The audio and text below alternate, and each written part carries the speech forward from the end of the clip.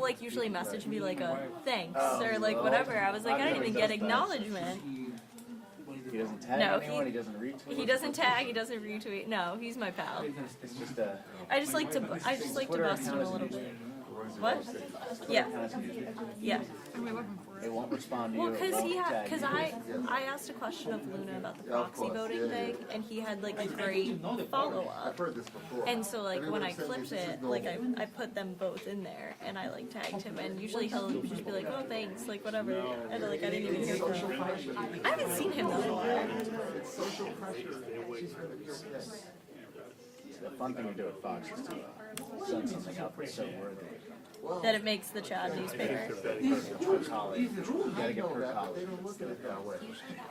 For gold. It's not the same as when it was when you were in school. And women, girls are different than boys. Yeah. Ask your wife. She knows more than me. Yeah, she talked to me about that, but this is the. So what does your wife say? What does your wife say? We have to talk with her, with my daughter. It doesn't help this, right? Travel for that kind of years. Right, You know? right. Yeah. And then you gonna repeat it again? Politically, it doesn't. Again for the principal and Right. the principal. Is it public school or private school? Private school. Are you happy with the school? No. Okay. Oh.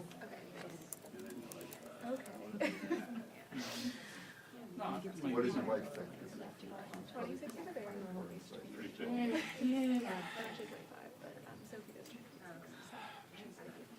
It's going to be okay.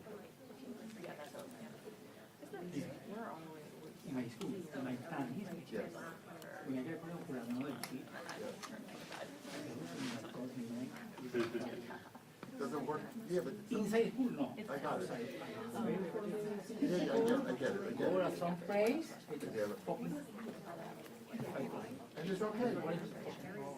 Right. the first time. It doesn't work that way.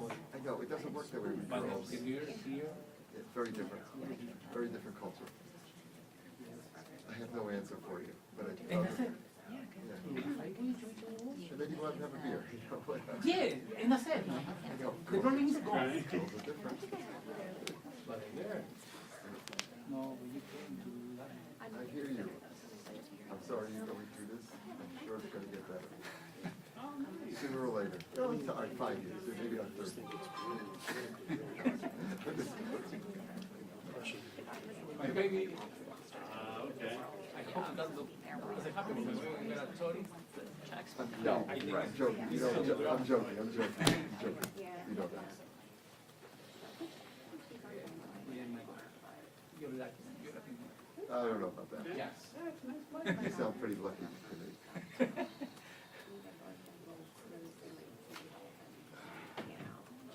Come on, Mr. Johnson, I got a lot of things to shoot today.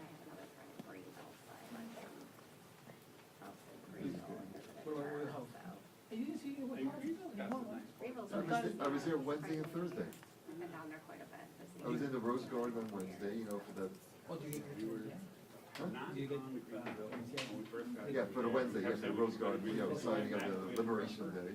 And then on Thursday, I did, right, a lot of people didn't get it. And then Thursday, I did I got lucky. Yeah, that's what I said. I didn't get yesterday, I applied yesterday also, I did not get in. I did not get in yesterday, so, well, 1 out of 10 times. And then Thursday I did Chopper, you know, Chopper Talk when he was, you know, going to Marine One. I applied for yesterday, but didn't get in, but then they canceled the press. I don't know if you heard, they canceled it.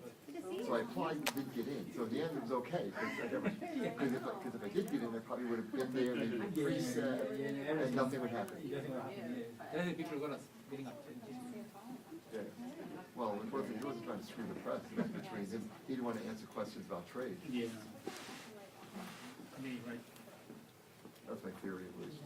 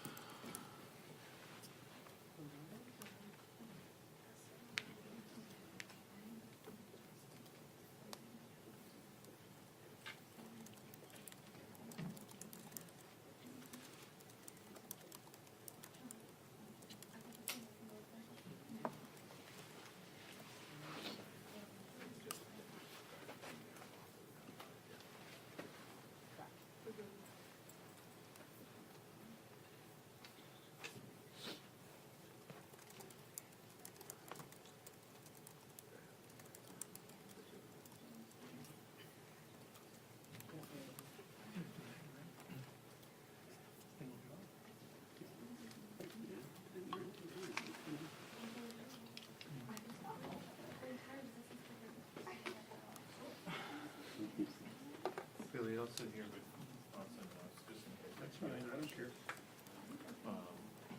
Schweikert says he's going to list of big changes for the summer. Yeah, that's about how immigration and terrorism tax. I had to bail though, I was gonna get sucked into the Schweikert zone. Has anyone else ever had that experience? Anyone else ever been sucked into the Schweikert zone? Yes. It's similar to his floor speech he gives at the end of the week. I think it's vortex is more powerful in the widened zone. Like the widened zone, I feel like there's exits, but the Schweikert zone just pulls you in. Well, and it's because it, like, especially in a gaggle, if he sees you trying to leave, he'll like look right at you, and then you're like, He draws you in. yeah, it's like I can't leave. Mesmerizing. He's Give you the just next he's so knowledgeable about it too. Yeah. It's like Oh, you he's feel got knowledge, smarter, but it's then not you're knowledge I also can like, make what? news out of. Yes, but you feel Olivia, I'm smarter, but sorry. then you're also like, I'm so stupid that I didn't know that. Olivia, I'm sorry. Huh? Sorry.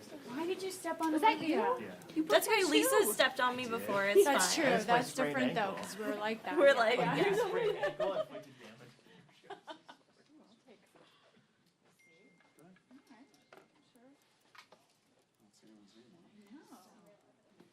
Oh, it's underneath. Dang, yeah. Lisa, you did respond, right? I did finally respond, Okay, because I yes. was like, I'm I'm not the gonna see worst. her, but I was like, I'll text I am her. legitimately Right. What's up? It's okay. You're I not did the worst. You're respond. busy, yeah. I know. Okay. I was just more so like, I need you to respond. Yeah, so. this needs to happen, yes. No, I did. You and Emily were on it, and I did respond. I did the thing, and then I told Emily I did the thing. Okay. Yeah, yeah. Is it Fred coming back? I haven't heard anything to the contrary. I haven't even been to the country either. It was so funny. I saw Lynn the other day Yeah. at the RRA meeting, and she's like looking at me. I'm like, Lynn, it's so good to see you. And she's like, it's not connecting. I'm like, Cassie? I'm Right. like, and she was like, oh my God, I've never seen you with makeup on. And I was like, yeah, usually you see me looking like death at 7 a.m. softball practice. McClain or someone told me they have some kind of hitter in their freshman class. I don't know who it is. Okay. But there's someone that they like, that they think's a good hitter. Who is it? Told me that. Well, I know, exactly. Elon Musk, Navarro is truly a moron. yeah. I haven't heard anything Yeah. else, so I'm assuming we'll get a note soon in terms of like who's playing and who's not. I don't know. I'm Yeah. excited though, it'll be fun. I Yeah. can't believe the game is so late. Like we should have been practicing already. I know that's true. It's cold. I'm glad we haven't been.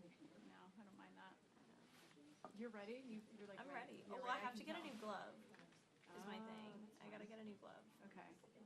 I need to Yeah. get in the I'm still My I'm still other in one- first 100 days. Lisa, the one I for played sure. with last year was literally my glove from when I was like 14. Like I was like, this is embarrassing. Like I need a new glove. So I think I I'm, have a 14-year-old's glove actually. So, well, yeah. we're tiny Right, women, that's what it but is, it's just yeah, like it's something. old. Like I was like, we're tiny women. We need a new one. He's in. Yeah. Hey, Scotty. Kiss. No, it's the kiss. Oh, it's the kiss. Yeah. Has a bunch of art sauce. Art makes me happy. For some reason, I like doing on our show. We do it first.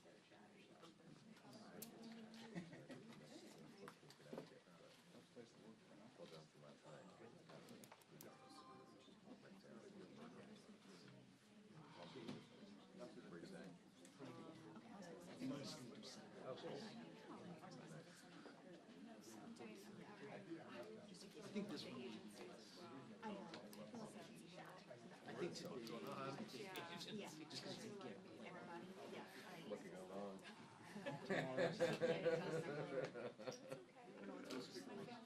I thought about going, right. I thought about RSVP. I don't want to become a person RSVP. What?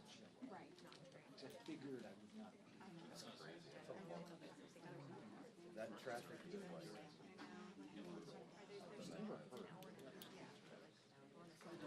Oh my God. Don't even. I wouldn't even. Who's getting married? Keep track of who doesn't show up. That is such a bad call. One.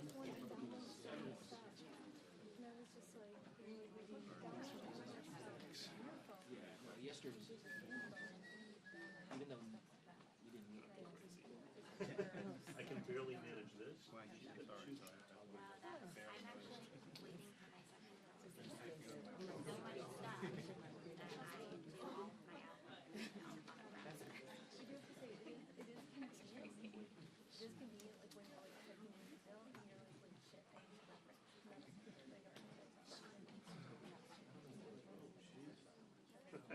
feel of Navarro. I know, I'm just sitting, I know. That'll help the market for sure.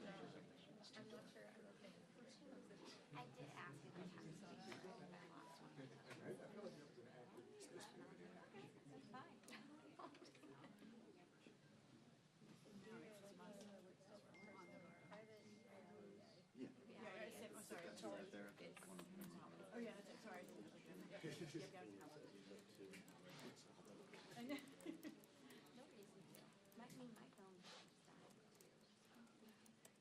Well, that's a different issue. The charging.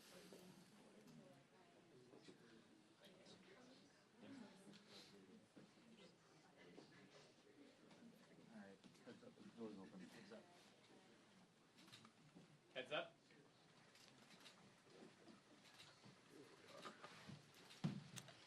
Good morning. I know the weather's going to get warm here at some point. Good morning, and hope you all are doing well. House Republicans and the American people trust President Trump. His policies, which put Americans first, will deliver the strongest economy in the world. For far too long, American workers have been taken advantage of. And President Trump has made it clear, we will no longer put American workers at an unfair advantage. Imagine starting a football game 2 touchdowns behind. Or imagine being Houston and starting with a 25-point lead. Perhaps they would have won the game last night, right? For the past 50 years, that position the United States has actually been in. That is the position that the United States of America has been in for the past 20 plus years. Think about it. Across 132 countries and more than 600,000 products, U.S. exporters face higher tariffs 2/3 of the time. That is the definition of unfair and completely unacceptable. Remember, the goal is to level the playing field, and the president is already bringing our trade partners to the table. Look at Vietnam and Japan. Already, businesses have started adjusting and restructuring. They are investing in America.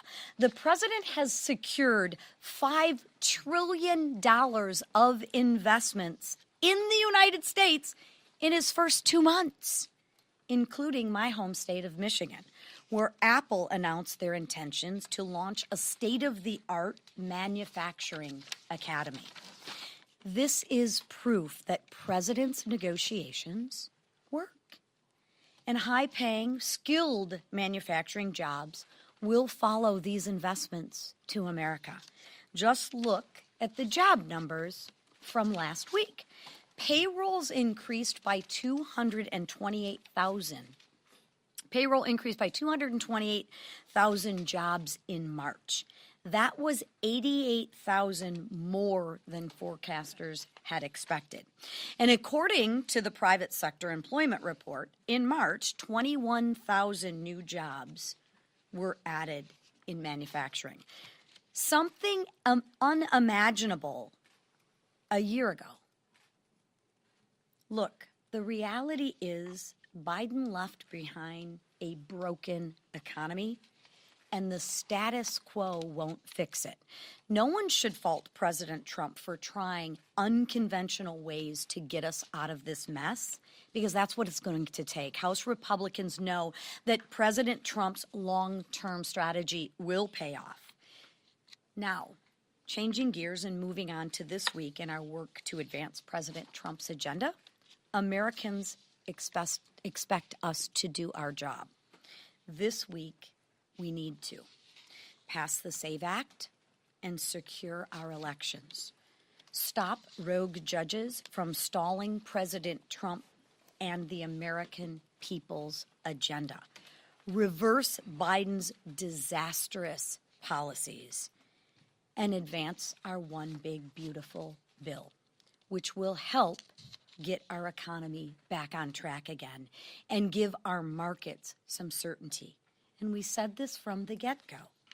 There may be growing pains, but House Republicans are unified behind our common goal to deliver on the mandate that the American people gave us. And now I will turn it over to the man who will help do that, which is our whip, Tom Emmer. How about that Alex Ovechkin? Oh, wrong group. Sorry. President Trump's multi-pronged economic strategy to renew the American dream demands congressional action. The stakes are high. House Republicans must work in tandem with President Trump to deliver the agenda that 77 million Americans sent here to enact. This includes renewing President Trump's successful tax policy in order to give Americans the financial certainty and prosperity they deserve. In addition to the administration's historic actions to secure nearly $5 trillion in investments and trade commitments and a massive deregulation campaign, House Republicans must also ensure the continuance of the 2017 Trump tax cuts through reconciliation. We're excited, by the way, to host U.S. Treasury Secretary Bessent later today for a roundtable to address the importance and urgency of getting this done. Remember, the Senate version of the budget resolution does not prevent the House from achieving the goals we set for ourselves earlier in this process. In fact, it doesn't mean a thing to the House. We will continue to advocate for the final reconciliation bill to include historic spending reductions while protecting essential programs. But we must act now to bring the process to moving the America First agenda on track. The American people are hungry for economic prosperity. They were denied for 4 long years under Joe Biden and Kamala Harris. Together, the Republican trifecta can deliver that prosperity and return hope of financial freedom to every American. The work ahead will not be easy, but we will get it done. Failure in Congress could mean failing President Trump and the American people, and that is not an option. With that, I turn it over to our leader, Mr. Scalise. Thank you, Whip. This is a really important week, not just in the House, but for the ability for Congress to join with President Trump and deliver on that agenda that we all ran on. We all know what President Trump said at his rallies, talking about getting America back on track, securing the border, locking in tax rates, no tax on tips, producing more energy in America, getting rules and regulations under control. All of those things are in this one big, beautiful bill that we have been focused on for more than a year in the House. But President Trump's not the only one that ran on all of those objectives. We did too. House Republicans ran on those same things. We need to follow through now and get the job done. And nobody said it would be easy. It wasn't easy to get the budget passed a few weeks ago. Some, in fact, not necessarily saying anybody in this room, but some said the bill might not pass. And yet we passed the bill without a vote to spare because we know our margins are narrow. But our commitment is firm on getting this done because, as the whip said, failure is not an option. And so today is no different where we are than where we were the same week that we passed the budget over a month ago. There are members that have questions. That's not a surprise. On any big bill we've dealt with, going back to 2017, when we did the Tax Cuts and Jobs Act, there were members who had questions, and our job is to continue answering those questions while moving the ball forward. But it's critical that we advance this agenda, that we don't delay, because passing the budget doesn't end the process. It starts the reconciliation process. We can't even begin reconciliation until the budget's done. And if some people think we can just wait for the Senate to catch up to the House, we could talk all day about the fact that they're not against what we're trying to do. They just haven't gotten to that point. The months of meetings and negotiations that we've had in the House, the back and forth with CBO that we have done, which, by the way, has yielded some really big improvements in the CBO scoring.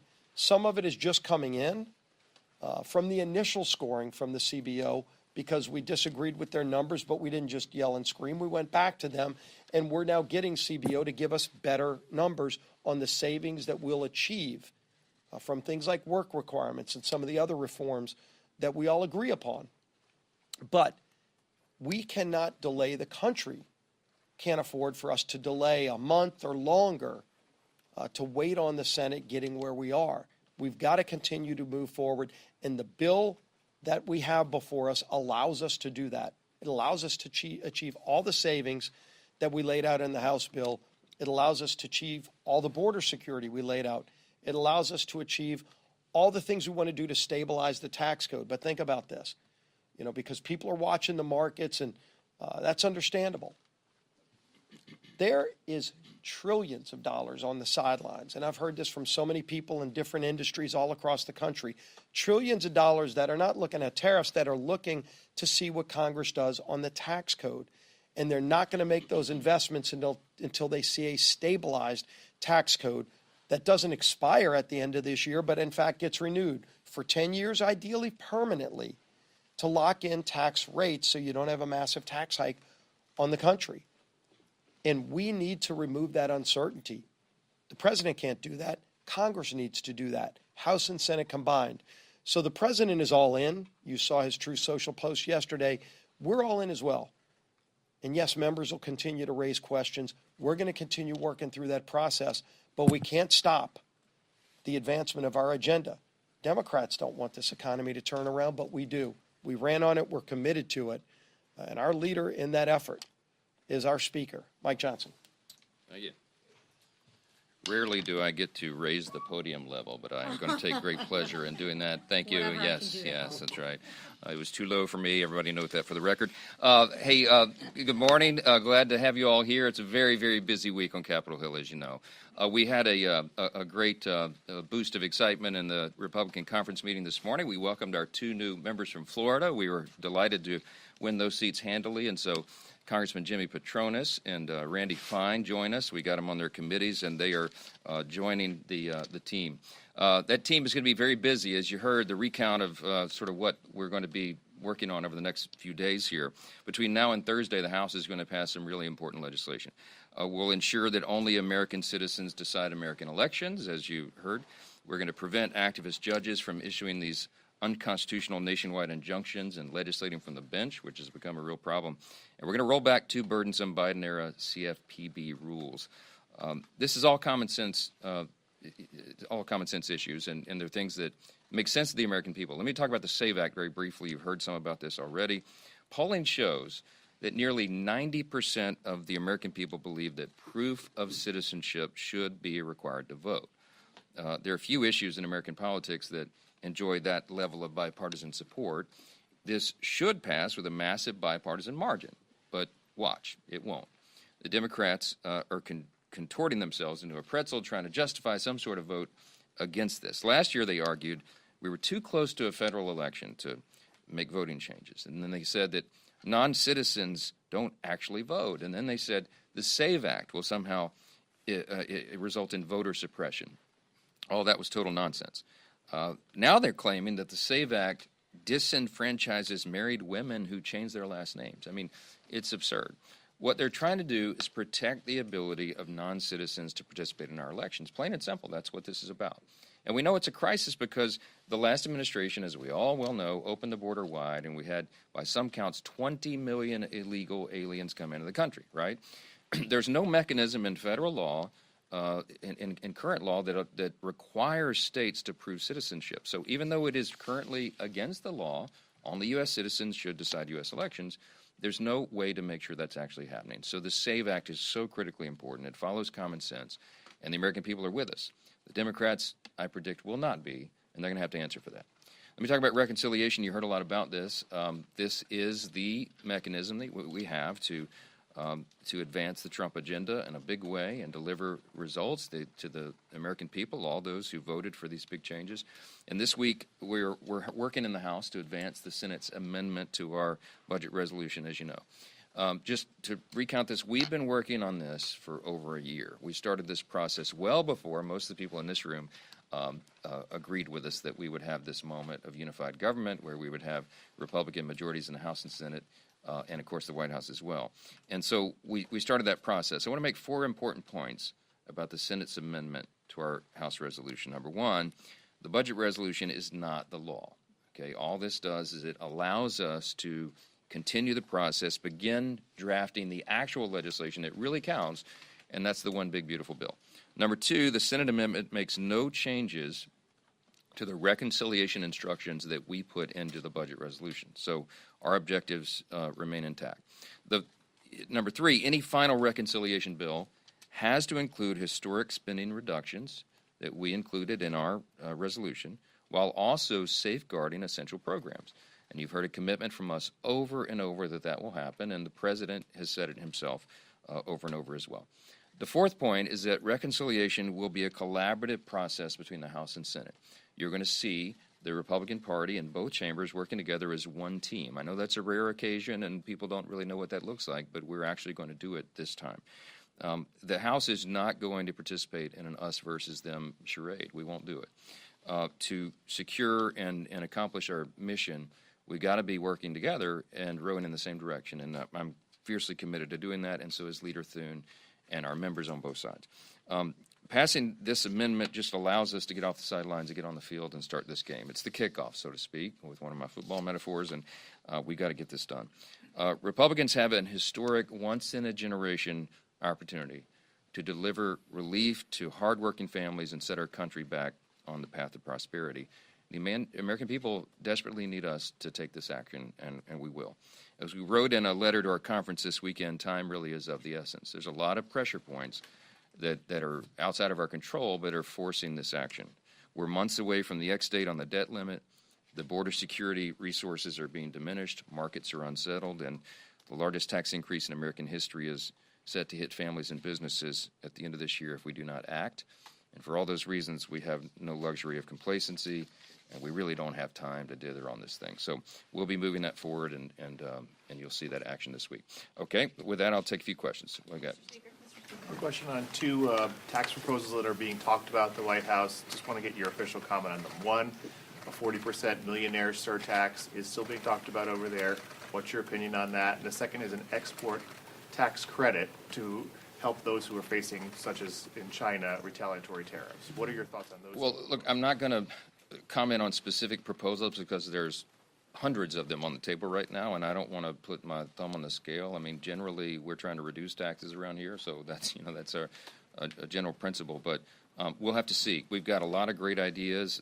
The formulation that we'll try to work on and complete over the coming weeks, the next several weeks, few weeks, I hope, maybe several weeks, is to get to the point of consensus on all of those different factors and finding the level that will not only, as I said, reduce spending and change the debt trajectory for the country, but also protect our essential programs, and I'm convinced that we can do both. So, yes, sir. You mentioned resources for border security. In yesterday's Supreme Court ruling on the Alien Enemies Act, the justices unanimously reaffirmed migrants' rights to a hearing before removal. Should Congress allocate additional funding to the judiciary to address a possible backlog of cases and to ensure potential deportees get due process? Well, due process is an important principle, and of course we support that, and we have to give Customs and Border Patrol agents and everybody involved in the process the resources they need to get the job done. It does require additional resources because we have so many people to process because the last administration opened the border wide, and it's a serious crisis. And I think that was top of mind for most of the people who voted in this last election. We don't know what the specifics are yet. We do applaud the ruling for the Supreme Court. The most important principle that came out of that is that they said that you can't go venue shopping for this. They're going to return that back to the court in Texas where it belonged, and I think that's a very important step. The reason that we're passing the No Rogue Rulings Act this week is because we're concerned about this, what really is a constitutional crisis. And you've heard the stats, but I think it's 62% or 64% of all the injunctions, national injunctions that are issued against a president or against Donald J. Trump over the last several decades, and 90% of those or something were issued by judges that were appointed to the federal bench by Democrat presidents. I mean, it just looks on its face to be a serious issue, and Congress has to address it. And so Congressman Darrell Iss's bill is a really good measure to take some control in that area, and we're looking forward to that development. Yeah, front row. Mr. Speaker, I wanted to ask you, it's been 3 months since the wildfires in Los Angeles. I know Governor Newsom sent your office a letter asking for additional funding. Have you been able to review that letter? Can you tell us a little bit about where those discussions stand on that funding? Well, look, the California wildfires is something that it'll it's a request for supplemental emergency spending, and all of this is kind of wrapped together in all of the deliberations we're making right now. Reconciliation is the most immediate and urgent thing on our plate, but we can walk and chew gum at the same time. I'll tell you that there's some internal discussion about it, but it hasn't advanced yet, but stay tuned on that. So, second row, yes, sir. HHS Secretary Barbara Kennedy has now put in a call to the CDC to stop putting fluoride in drinking water. I want to get your thoughts on that, as health advisors have constantly said that they advise against that. Yeah, it's an interesting issue. I don't profess to be an expert in chemistry. I do constitutional law primarily, but I'll tell you that I think it deserves, from what I've read and from what I understand, it deserves real evaluation. There's a concern that it may be having a negative effect on the health of children, and obviously we have an obligation at the federal government level to look into that. So I'm as interested as you are. I don't have the answers, but I think it's one that the question has been begged and it needs to be addressed. So thank you. Thank you.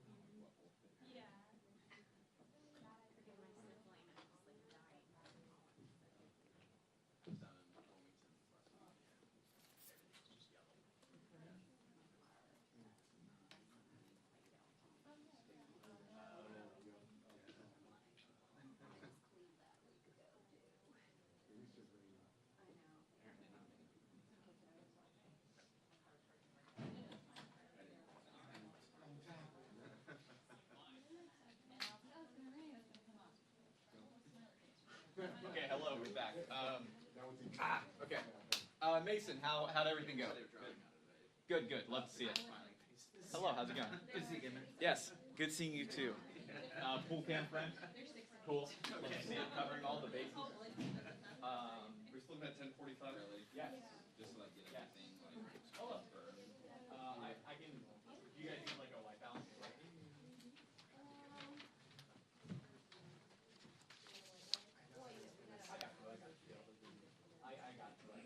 Sounds good there. Sounds good. Sounds groovy, swanky, and all that. Jazz. It's lit. Hello, welcome in. Welcome in. Got you. Good seats here.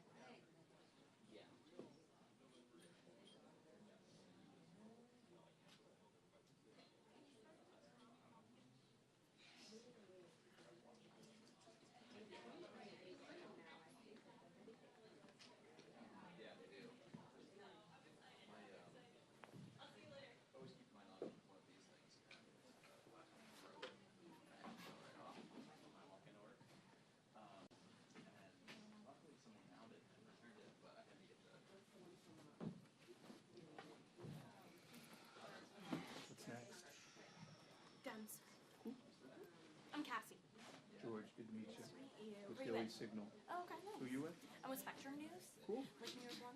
Nice. By the way, do you know if leadership was at like funerals today? Because they were all in black.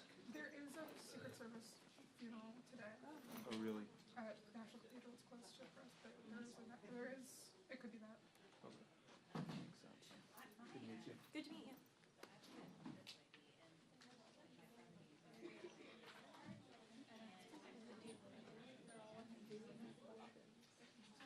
No, I've noticed.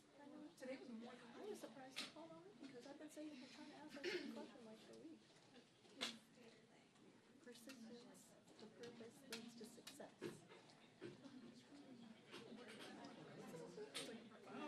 No, because I came late. That's why. All the seats in the front. Well, no, I know, but I'm saying now. Oh, yeah. But I was just comfortable. Wait, I actually have a question for you. Are you a member of RRA? Regional Reporters Association? No, I don't think so. Also, do you want me to listen? Well, I'm a newly elected board member for TV representative. So I'm trying to work with TV people. Oh, okay.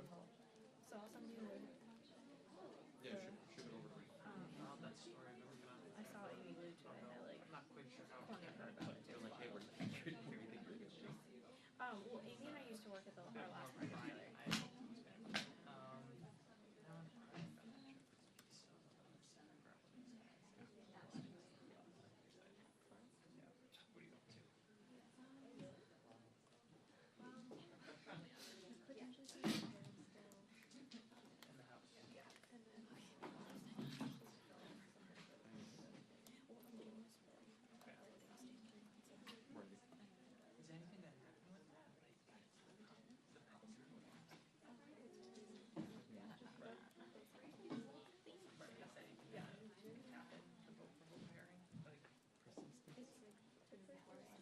Yeah,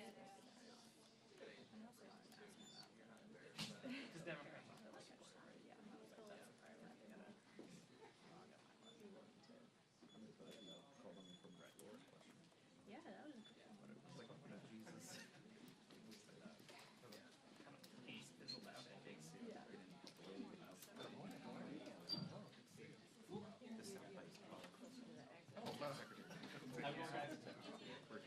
Hello. Okay, we're here. Mic check, 1, 2, 3. Mic check, 3, 2, 1.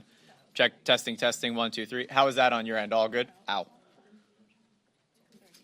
Anything on your side? Okay. I said we were doing like a little Oh my god.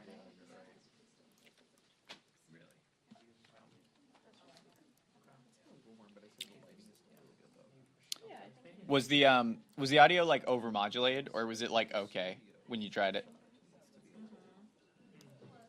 I know.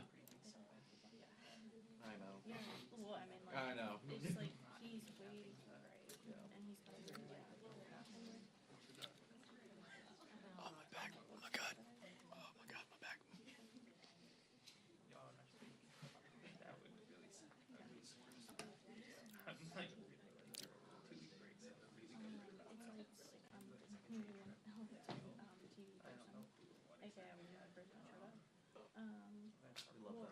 Well, my boss used to and she's done, and so she was like, oh, like we should have, like you should ride.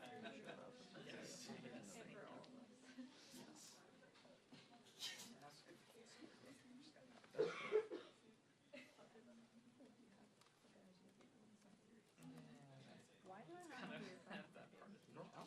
Tell me. 355-196.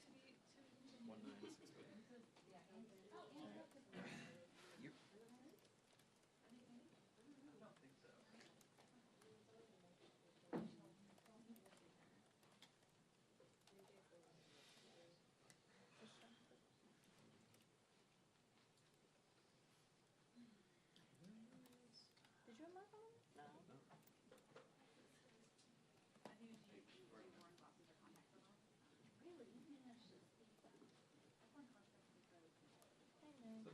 up? Do you guys take shifts? Like you do Dem, somebody else does Republican? For For the presser? Yeah. Yeah, kinda.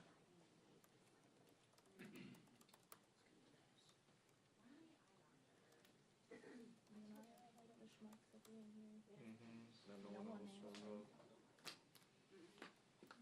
It's the worst when I'm on like specialty shows. 'Cause I'm like, did anybody go to Johnson or Aguilar? What's that? Or Jeffries? And then I was like, no. Okay, great.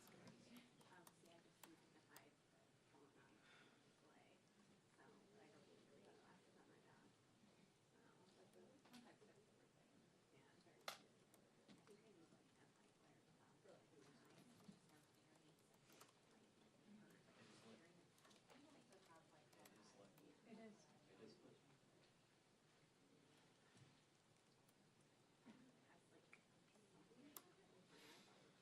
Hello.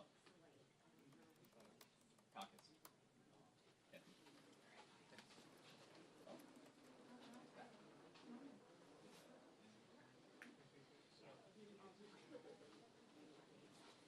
Yeah. So she was. Did you hear my mommy's is that okay? Yeah. Oh my god. Whether she was. Head turned away? She was always feeling like. Is that wait, go back. Is that her ear? Like is she like looking off? No, this is her looking towards. Oh, looking towards you. Yeah. It's so hard to know. Yeah, yeah. Like that's live. Oh yeah. She's gonna use this there.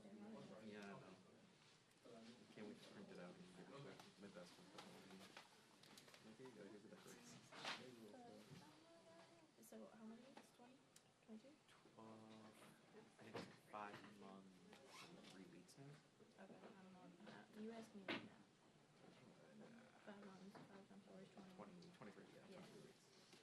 I said 22, I was close. Yeah, yeah. Actually, girl, that's why I had to say it because I was like, I just don't remember what the doctor told me.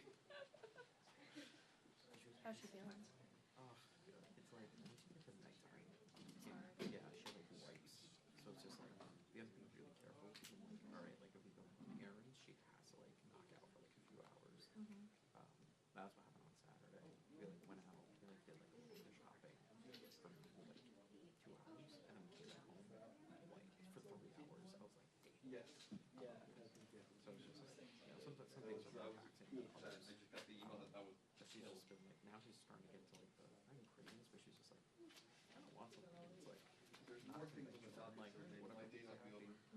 So I think it was on, I just don't think it's here. Sunday. She had, Costco has like these little microwavable pancake things that you can get now. She had one of those with, she chopped up jalapeno and she put it in cream cheese, and then she put a pepperoni like on top of it, and she ate that. She goes, it was phenomenal.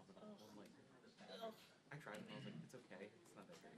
Disgusting. She's like, it's like a bagel. I was like, what kind of bullshit are you trying to say? Oh my god. I was like, sweetie, I love you. That is not how it works.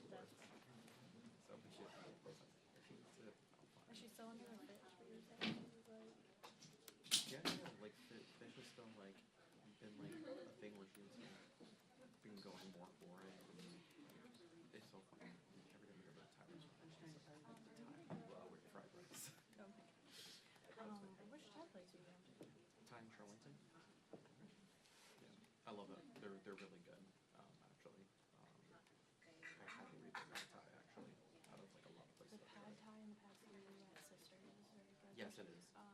Because there's one in Virginia and there's one near us in Captain. Yeah, yeah. And I've had the Sisters one. I stand by it. I'll say both Thai in Charlington and Sisters both have incredibly good pad Thai. Well, Bradley swears by the Sisters chicken. He says they're the best. Oh, the appetizer ones? Yeah. No, 100%. I agree with them. They're really, really good.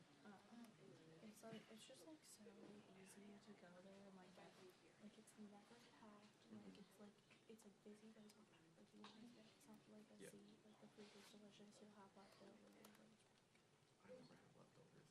I clear that. Well, you do. Oh, It's like, I don't know what to tell you then. I eat like a garbage truck. The Han Palace in Beresford and in Woodley Park, they have really good crispy chicken. So the fried egg is really good.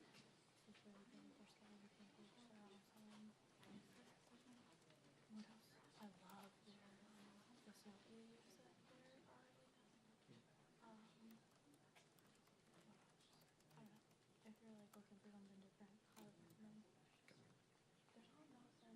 Is there?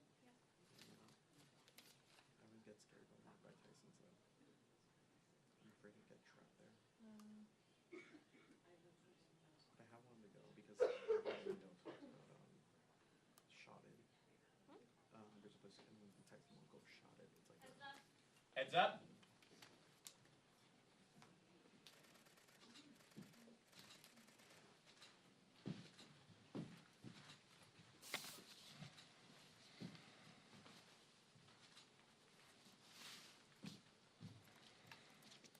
Good morning. Good morning. Pleased to be joined with Representatives Gray and Kennedy and Salinas here today. On behalf of the Vice Chair and I, we also are pleased to welcome the Los Angeles Dodgers to the Washington, D.C. area. Look forward to catching a game this homestand.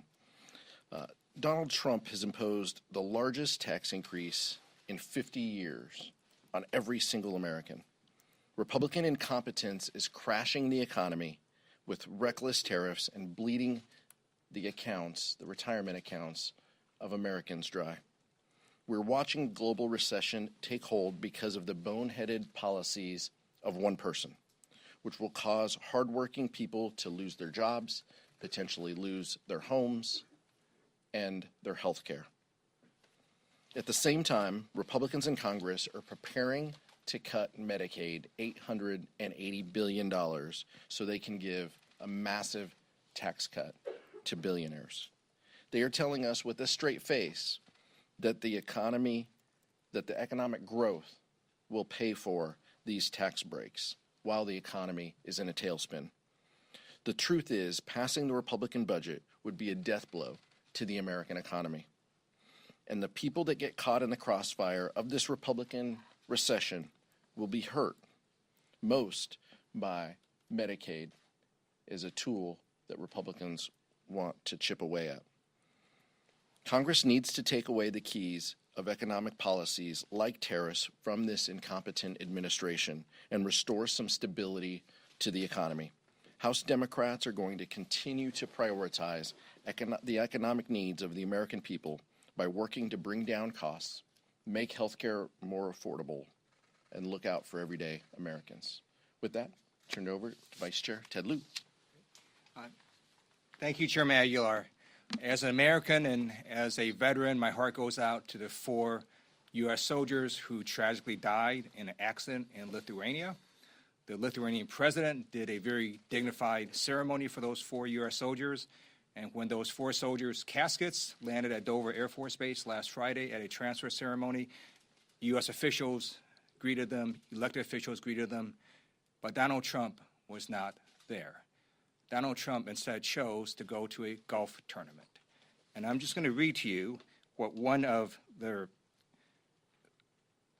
persons at this ceremony said. He deployed to Iraq. His name is Blythe Potter. He's a military police corps veteran. He said, quote, I have never been so embarrassed to be an American. President Trump should have been at that transfer ceremony for the 4 fallen U.S. soldiers instead of at his golf tournament. I now want to also echo what Chairman Aguilar said about the tariffs. They are a tax on the American consumer. As all of you know, the way tariffs work is when the foreign products come to our ports, the American company that imported those products pays the tariff, not the foreign country. And what happens when this American company pays that tariff? Well, they're going to pass along those costs to the consumer, and the prices are going to increase. In poll after poll, we see that the overwhelming majority of American people oppose tariffs. There are ways to try to make competition more fair, but let's not do it by increasing prices on Americans. And their estimates are it's going to be about $3,800 per family in terms of increased costs. And then let me also now congratulate Susan Crawford for winning the Wisconsin Supreme Court race last week. What we saw there was the world's wealthiest man, Elon Musk, try to buy the election, spending over $20 million. And the people of Wisconsin figured that out, and they overwhelmingly elected Susan Crawford. So what was once Elon Musk's greatest asset, his money, has now become his greatest liability because the people now understand that he's trying to buy elections, and they overwhelmingly vote against that. And then the hands-off protests that we saw this past weekend were amazing. The American people are waking up that Trump and Republicans' policies are harming our nation. So now it is my honor to introduce my friend Adam Gray, who I had the honor of serving with in the California State Legislature. So thrilled he is now in Congress, and he represents the Central Valley. Good morning, and thank you to Chairman Aguilar and Vice Chair Lieu for inviting me to speak with you this morning. I represent California's San Joaquin Valley, the world's largest agricultural region.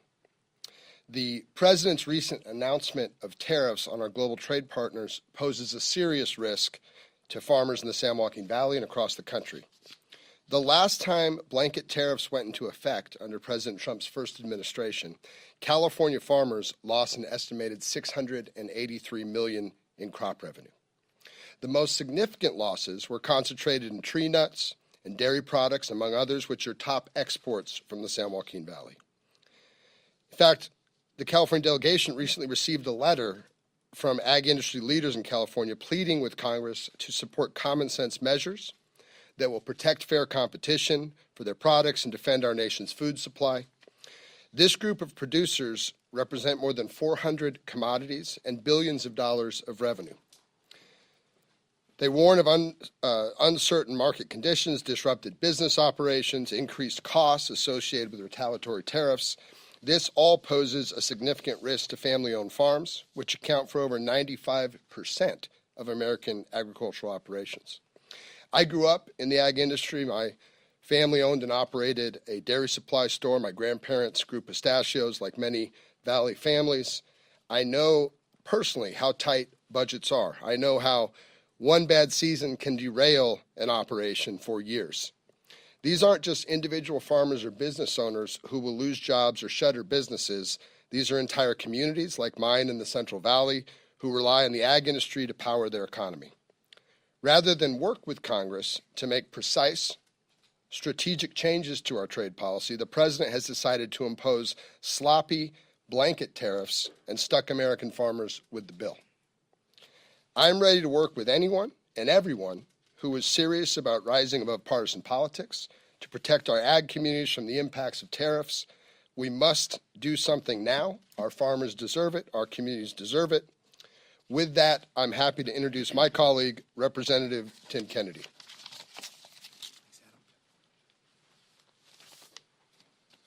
Morning. First, I want to thank Democratic Caucus Chair Pete Aguilar and Vice Chair Ted Lieu for not only bringing us together this morning, but for their continued leadership on this issue and so many other issues. Before Trump's tariffs plunged us and the entire world into chaos, Western New Yorkers that I represent were sounding the alarm on the president's trade war. As a representative of a border community in Buffalo, in the Niagara region, and the co-chair of the Northern Border Caucus, families in my region know how important our ties are with our Canadian neighbors. In my district, trade with Canada supports tens of thousands of jobs, nearly 30,000 jobs, and brings in over $500 million in purchases by Canadians every year. Across the border, there's $1.3 trillion of commerce every single year. Billions of dollars a day, supporting states all across the northern border, but all across our great country. Again, in Western New York, Canadians pour over the border, whether it's going to a Bills game or a Sabres game or shopping or using our restaurants, sleeping in our hotels. Over 40% of the 5 million employments out of the Buffalo Niagara International Airport are Canadian citizens. Our economies are reliant upon each other and benefit from the tremendous relationship that we have economically, culturally, historically, and presently. However, Trump's tariffs are putting our hardworking families in Western New York at risk, and it's hurting our entire national and international economy. Cross-border traffic is down by double digits from last year, robbing small businesses across the country of tourism dollars. Tariffs that are being put in place across the board, these blanket tariffs, including on things like lumber, that are hurting home ownership, especially new homeowners. They're also stymieing development. And other industries, including steel fabrication, auto manufacturing, craft brewing, logistics. Every industry across the board is worrying about supply chain disruptions, skyrocketing operating costs, and keeping their employees on the payroll. Businesses are going to be hurt by these tariffs. Jobs are going to be lost in our country because of these tariffs. Because our economy is so tightly intertwined with Canada's, people in my district and across the country are being hit right in their pocketbook already. Meanwhile, Donald Trump is golfing at his own club while trillions of dollars are wiped away from American citizens and hardworking families and their retirements that they were dependent upon as we risk this Republican recession. But Trump's tariffs aren't just robbing folks of their retirement savings and driving up the cost of housing, groceries, clothes, and gas. His indiscriminate blanket tariffs are putting our allies on the same playing field as our adversaries. Trump inherited an improving economy with low unemployment, and he crashed it. He inherited the strong alliance and friendships we have with Canada, with our European allies, with our global allies, and he crushed them. Trump's tariffs send a message to our friends and allies that we no longer are the reliable partners that they can depend upon. And hardworking families in Western New York and across the country are paying the price.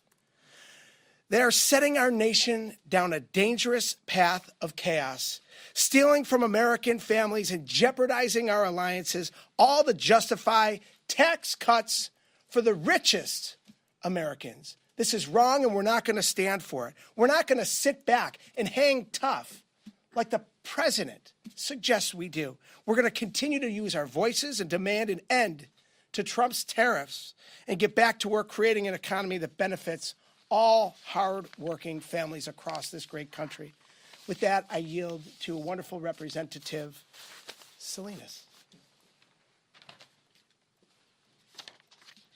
Well, thank you, Chair Aguilar, Vice Chair Lieu, and everyone for being here today. As my colleagues have already pointed out, President Trump's tariffs have created chaos and uncertainty across the country and around the world.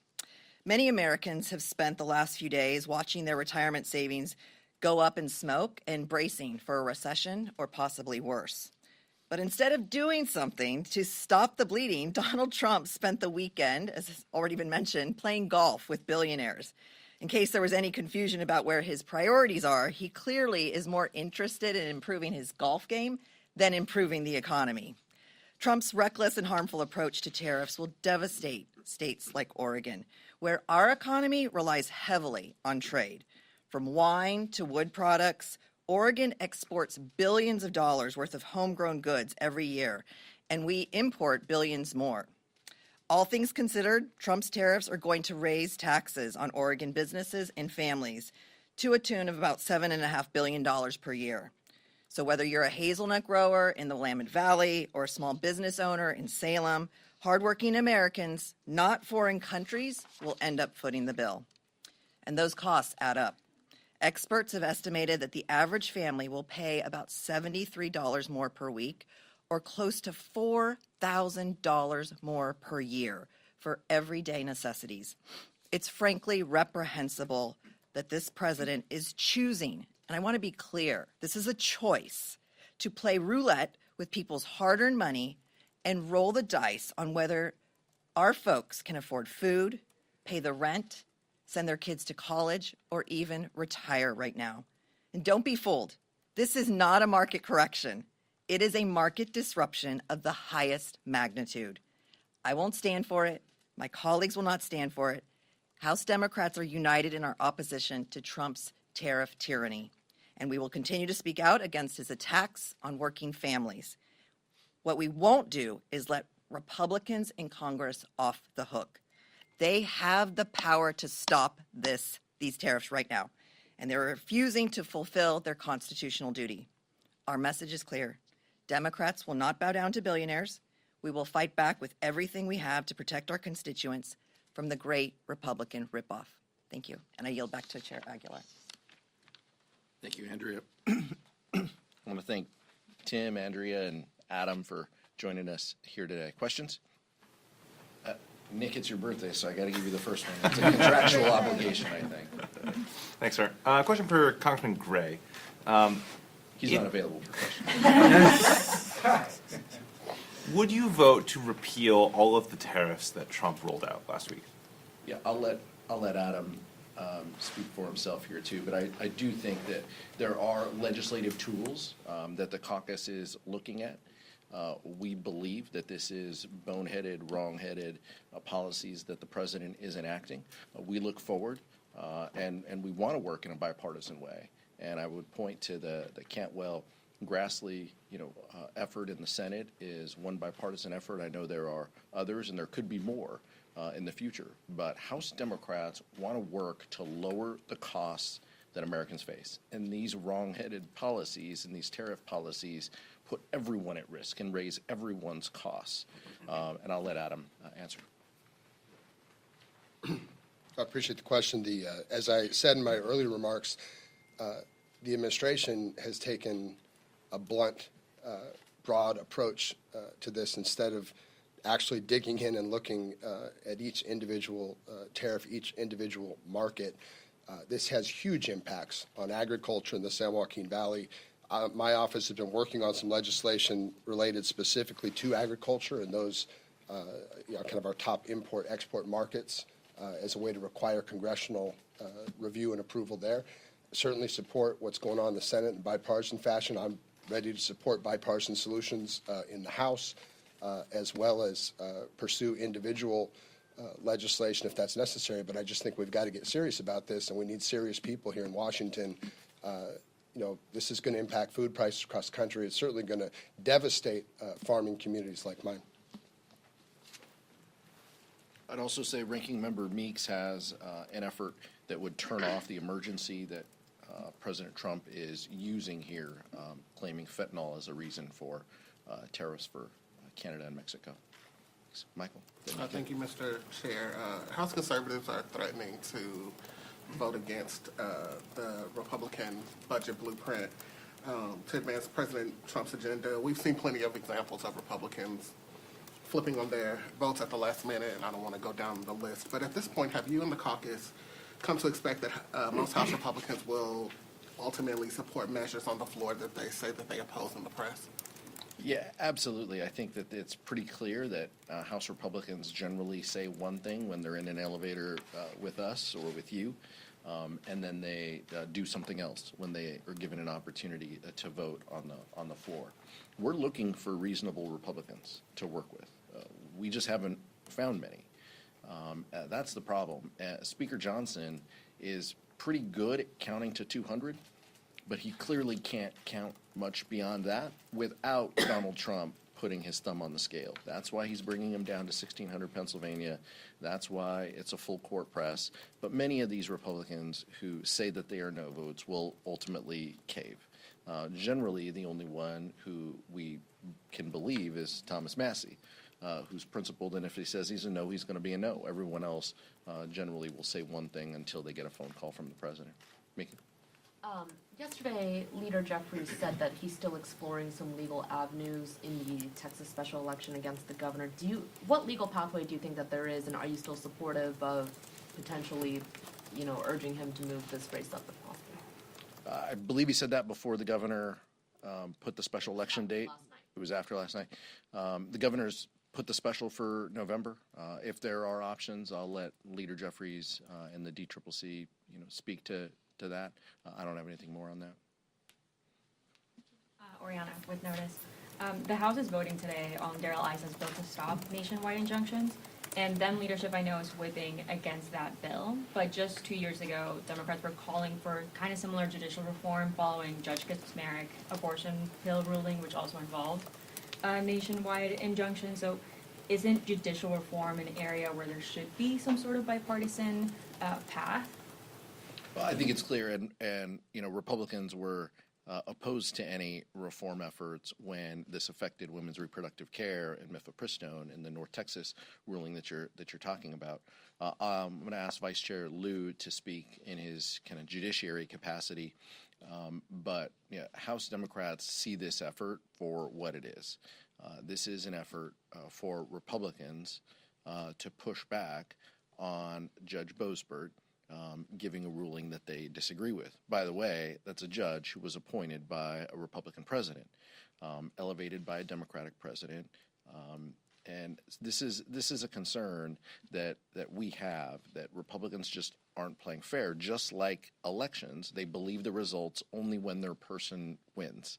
They don't believe the results of the election when the opposing party wins. Democrats are willing to engage and have conversations about a wide range of issues in the committees that have jurisdiction, but not just when it's a president we agree with or a president we disagree with. That's the unfortunate part and the standard that Republicans have set. Thank you. So let me give you an example of why injunctions are helpful. Because when the law is violated, sometimes it doesn't make sense to only say, okay, well, we're going to let that violation of law not occur in this area, but let it occur everywhere else. So let's take birthright citizenship. A federal judge has basically said, look, the Constitution is pretty clear. If you're born in the U.S., you're an American, and I'm going to say you can't change that. If that only applied, let's say, in one state and nowhere else, then what's going to end up happening is you're going to have 49 other plaintiffs and these 49 other states also bringing the same exact lawsuit, and it's very inefficient. So you have a nationwide injunction, and then that can be appealed if the opposing party doesn't like it, and eventually that could get to the Supreme Court. So that's why you have injunctions. It just makes a lot more sense where there's a violation of a law to have that law be held nullified in every place. And it depends on the case. So judges have discretion to decide, do I want to make this a nationwide injunction or not? And I think that flexibility should remain with judges. See, that's a much better answer. He's a real lawyer. Cassie. I wanted to ask you about this, back and forth on the Republican side about the proxy voting and the discharge petition that Democrats supported. Now talking about this live dead pairing. I mean, realistically, can Democrats even consider lending a vote to someone who might miss across the aisle? I mean, do you see this as an unsuccessful path to trying to get proxy voting? This is Speaker Johnson doing everything he can to cut a deal just to survive the day. He needs to unlock the floor to pass a rule so he can pass a tax cut for billionaires at the expense of cutting Medicaid. In order to do that, he's willing to give Rep. Luna everything up to proxy voting, apparently. So this is a fake and phony effort. Democrats won't participate in this. We won't be voting for the rule. We won't be engaging in this pairing effort. It's a complete show. It's disrespectful to the members who have put so much work into this. Representative Pedersen, joining with Representative Luna, we stand ready to ensure that Congress is a place where parents can do this important work. This was a pretty modest bill, 12 weeks right after childbirth seems like the bare minimum that we can do to help support young families like Rep. Peterson and Rep. Luna. It's unfortunate that Representative Luna is walking away from the bipartisanship that we had in this effort. Thank you.